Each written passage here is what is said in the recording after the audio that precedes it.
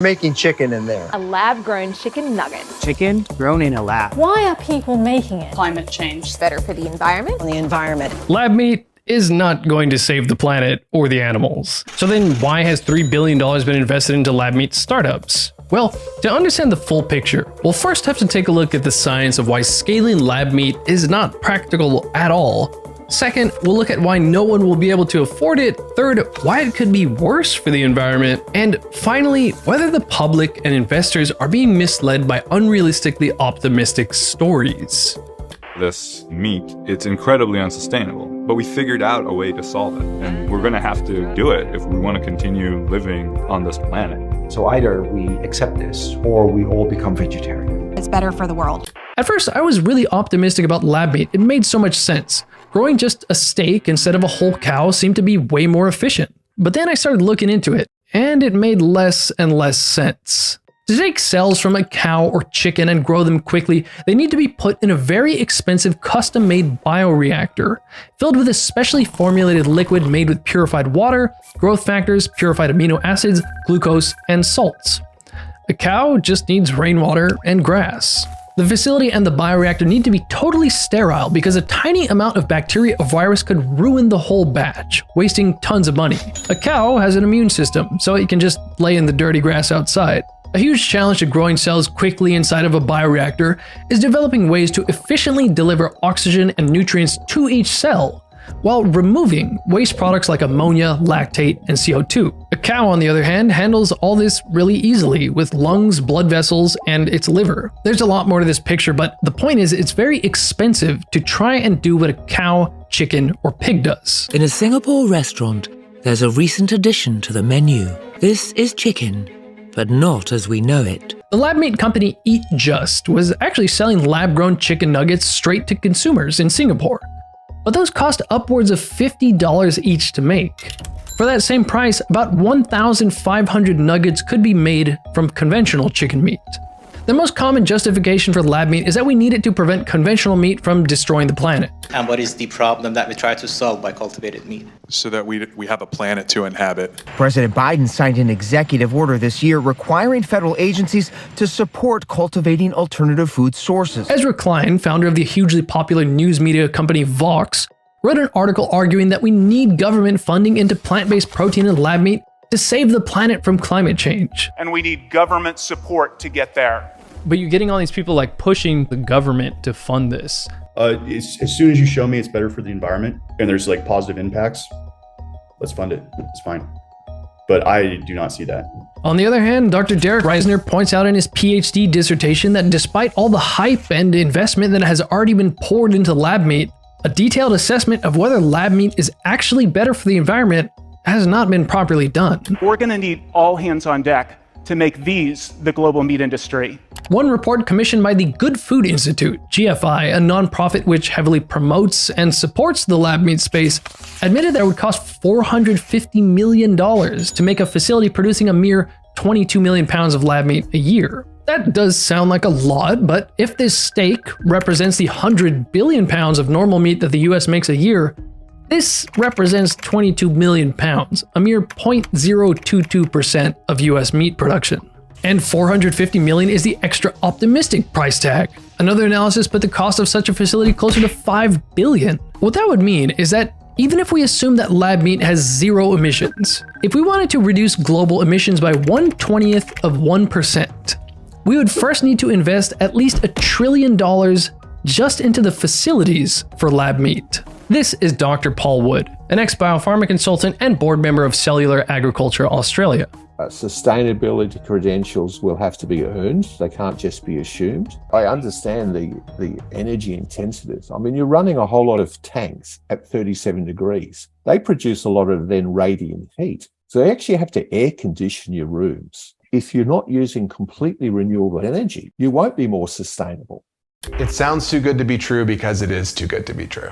In 2021, Joe Fassler published a bombshell article in The Counter that laid out the specific technical details illustrating why lab meat is very likely a pipe dream. There are multiple breakthroughs that are needed, vast advances that would be worthy of Nobel Prizes, multiple Nobel Prizes. One of the many experts Fassler consulted with was David Humbert, a chemical engineer who wrote the most detailed analysis of scaling lab meat yet. Even in the most generous, best-case hypothetical scenario Humbert considered, where various economies of scale are included and all kinds of technological scientific breakthroughs are assumed to have happened, he projected that lab meat in the future would still be very, very unlikely to cost under $11 per pound to produce. With markup, that would easily be over $22 a pound at the supermarket. That's over 4 times the price of normal ground beef. Humbert honestly was being nice in his work. I've talked to Dave. I've talked to Dave Humbert. He was trying to make it work, and he friggin' couldn't. Like, he straight up. He's not going to do things that aren't factual. In Vox's Netflix documentary, they said that Mosa Meat says it cut production costs to just $10 a burger. But I contacted that company, and they said they didn't get down to $10 a burger. They said that $10 a burger was simply a target set in 2019. So why is it so damn expensive? Again, the problem is not growing a bunch of lab meat, it's growing it for cheap so that people will actually buy it. It's not as simple as scaling up your equipment, it has to do with biological limits. For example, humans exist, but you can't have a 10-foot tall human. You can have a really big animal, but you can't have a really big animal with a really fast metabolic rate. You can grow cells outside of an animal in a large bioreactor, but you can't do it efficiently.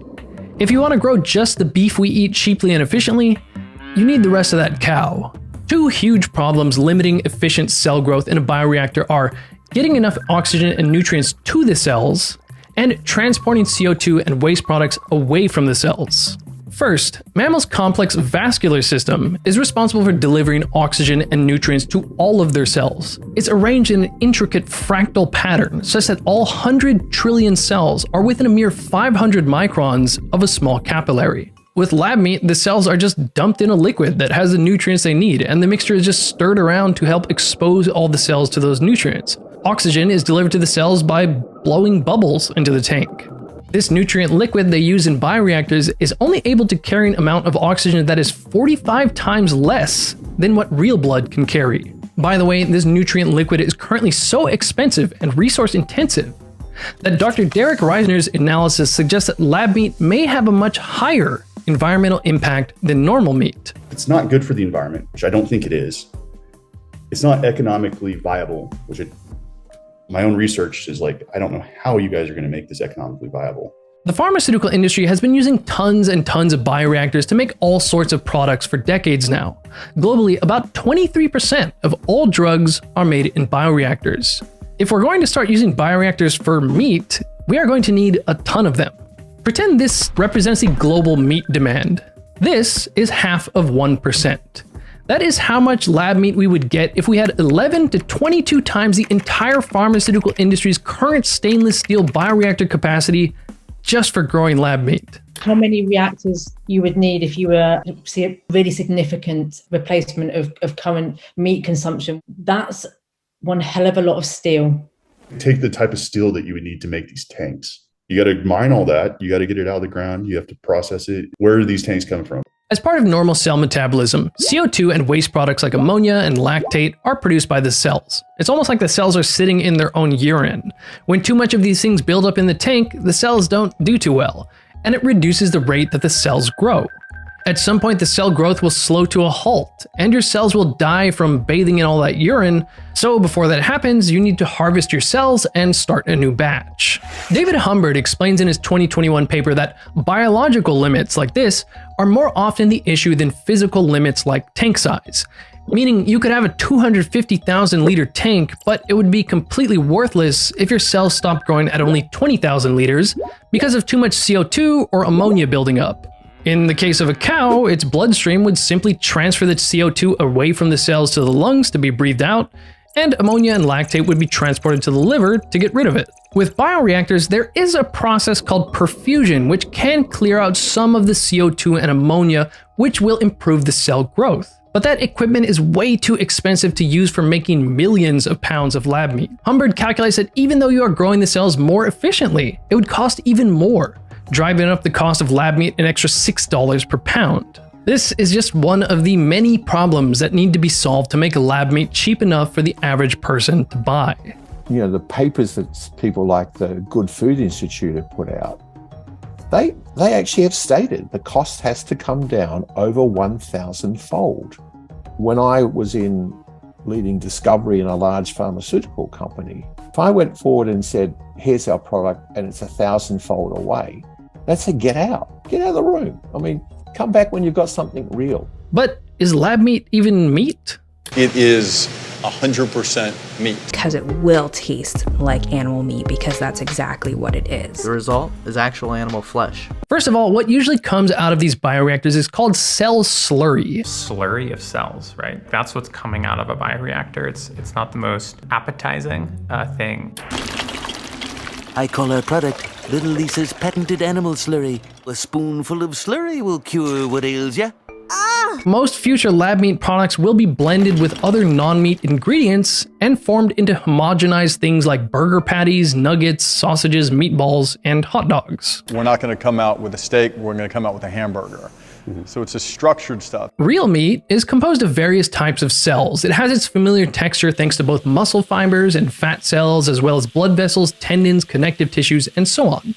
But bioreactors typically can only cultivate one type of cell at a time, meaning an entirely different process will be needed to assemble various cells and additives together into a texture that resembles something like a steak or pork chop. So the price is even more important, because while someone might pay top dollar for a T-bone steak, they're not going to pay $20 a pound for mashy ground beef. Several of the compounds that contribute to the flavor and nutritional profile of meat arrive there thanks to processes going on elsewhere in the animal's body. These things don't just appear in the cells. So to match real meat, various nutrients and compounds will need to be added one by one at some point in the process of making lab meat. In the end, when I've got a cell paste, I don't have any structure. I actually need some fibrous material, so I'll blend in some plant material. I think in the end, cell-based meat will be the new plant-based category, because I'm going to guess that there's probably going to be more plant-based material in those products than there is cell-based. The point is, a lot of work will need to be done to get consumers to actually like it as much as real meat. The lab meat industry has a history of making promises they can't keep. In 2021, Mother Jones published an illustration of the many predictions made by research institutions and lab meat companies about when lab meat would be available. That ended up being wrong. As you're building a business, don't be naive about the power of storytelling. You need them to give you money when all you have is a PowerPoint deck. This is Josh Hoffman. He was the CEO of the synthetic biology company Zymergen. His skill of painting a vision for the future earned Zymergen $1 billion of venture capital. Zymergen is rewriting the potential of biology. Our work has the potential to revolutionize chemicals and materials, agriculture, human health. So we really think this has the potential to change the entire economy. He had an optimistic vision of reducing our reliance on petrochemicals by producing everyday products like anything from optic film to mosquito repellent in bioreactors. These bioreactors would be filled with microbes, specially engineered to produce specific compounds we regularly rely on petrochemicals for. But the challenge was the same as lab meats. How would they ever do this at scale for a reasonable price? Zymergen went public in April 2021. But just 4 months later, they announced that they would bring in $0 in product revenue for 2021 and 2022. CEO Josh Hoffman ended up leaving Zymergen in August of 2021. And by July of 2022, 94% of the company's stock value had vanished since going public. A former employee said that Josh Hoffman misled people with exaggerated financial figures and made overly optimistic projections about the company's capabilities. One of the big players in the lab meat space, Eat Just, has raised over $800 million in venture capital. Has recently faced a slew of negative coverage, accusing it of classic Silicon Valley hubris and overreach. Eat Just came under scrutiny in 2016 when they sent many of their workers into grocery stores to buy out tons of their vegan mayonnaise product. Hundreds of jars of its own product. Here you go, folks.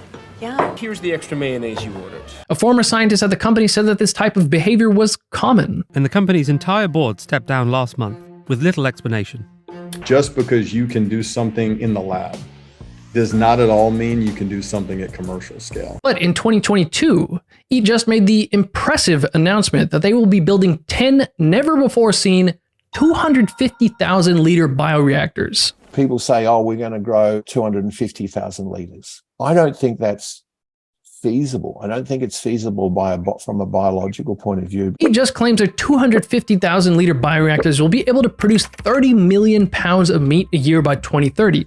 These big numbers may wow investors and earn them more investment, but even if everything goes perfectly to plan, their magic facility would replace a mere 0.03% of the United States conventional meat production. Even Yakov Nachmias, CEO of the lab meat company Believer Meats, says that a 250,000-liter bioreactor is just a fantasy. And those that talk about, a 250,000-liter bioreactors are daydreaming garbage. Nachmias explains that while a bigger bioreactor would help scale the production, it makes the cell growing process less efficient. The bioreactor is small, then your factory is not going to be efficient. The problem is that the bigger the bioreactor is, the more non-homogeneous it becomes. The process becomes less efficient. There's been a contamination. Something got into the lab. Another huge difficulty with massive lab meat plants is that they need to be exceedingly clean. A bioreactor doesn't have an immune system to protect the fragile animal cells, so if the tiniest bit of bacteria, virus, or other contaminant on a worker's glove or clothing gets into these massive bioreactors, the entire batch of cell slurry would be ruined. This is a well-known million-dollar problem with bioreactors in the pharmaceutical industry. He was telling us about the $1 Million Club. They lost a batch because of contamination. So there's dudes walking around San Francisco that because they contaminated a tank, joined the $1 Million Club. He said you only get to join it once. You do it again, you're gone. Some people have used the misleading analogy that a lab meat facility will basically be like a beer brewery. Kind of like brewing beer or growing yogurt. It's not that dissimilar from how you would culture food or how you would brew beer. It's your friendly neighborhood meat brewery. Do you know how to make beer? So you'll know how to make cultured meat. That is not the same. That drives me nuts. We know that this isn't like brewing beer. Beer can be made in your backyard while you're smoking a cigarette and wearing the same sweaty clothes you had been wearing at the gym. An extra clean lab meat facility handling the same volume as a beer brewery could be well over 6 times the price due to all the measures necessary to keep it clean, like for example, level 6 and level 8 clean rooms that constantly purify the air. I don't think it's a backyard operation. This is a sophisticated technology. The people who operate these facilities get paid very, very well, and they're very well qualified, because you cannot afford to get your cells contaminated.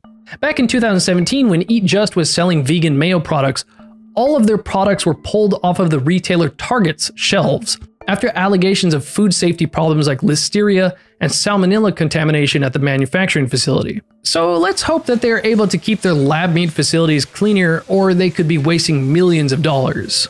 When talking to Joe Fassler, Dr. David Humbert summed up the feasibility of scaling lab-grown meat as a big wall of no. He even said that it was a fractal no, that the big no is comprised of many smaller no's. Derek Reisner has written 2 papers that point out the extreme cost and resource intensity of preparing that nutrient liquid, the growth medium for the cells. He agrees with Humbert's assessment that lab meat is a big wall of no. Yeah, I would say with the big wall, no, I'm on that boat for sure. However, in late 2022, Yakov Nachmias, founder of Believer Meats, announced that his team's new work growing cells in the lab had conclusively shattered Humbert's so-called big wall of no. This is pretty big. After I read about this, I thought I might have to just rewrite this entire video. Believer Meats' approach is to increase the number of cells in the bioreactor by getting rid of those toxic waste products like ammonia and lactate that we talked about earlier. More cells in the bioreactor means more meat at a lower cost. In their experiment, they used a perfusion device. It's kind of like an artificial liver that pumps fluid in and out of the bioreactor and clears out the toxins. They claim that their protocol using this perfusion device allowed them to get a number of cells per liter that is way higher than what Humbert said would be possible. That sounds really exciting at first, but these results were done in a mere 2-liter bioreactor. If we're talking about what can be done at very small scale in the lab, this isn't actually new at all. Another team already achieved similar cell growth results way back in 2013. and it was with less resource-intensive equipment. So an experiment in a 2-liter tank doesn't really tell you much. To mass-produce lab meat at commercial scale, we need bioreactors that handle thousands of liters. Like, is it reasonable at all to say a 2-liter experiment is going to scale to a 1,000-liter or 10,000-liter bioreactor? Look, I think with this sort of technology, no. I think you've got to be very careful about claims you make on scaling. Derek Risner pointed out that the pharmaceutical industry will often attempt to scale in multiples of 4. So if you achieve 2 liters in the lab, the next step is to run an experiment at 8 liters. You don't just jump from 2 liters in the lab to commercial scale of 1,000 liters. And when it comes to cost, Dr. Nakamias himself acknowledges that using this type of perfusion technology is so expensive that it's not appropriate for commercial scale production of lab meat. One of the things that they said in the Food Navigator article was like, this conclusively shatters the limits set forth by Humbert. To say that it's shattered, I think that is a pretty big overstep. And I think it's the sort of things we're seeing from a lot of companies because they're still capital raising. Mm-hmm. So you always have to be positive. The way the general media reports on cultured meat is through the lens of investment. This company just raised $40 million. This company just raised $140 million. And some of the off-the-record conversations I've had with people within the industries, they're like, listen, investors do not do their due diligence. Some of them couldn't pass a biology class. Last year, Dr. Jeffrey Lee Funk published an article titled "Fake It Till You Make It" is an old trick Silicon Valley startups use to get money.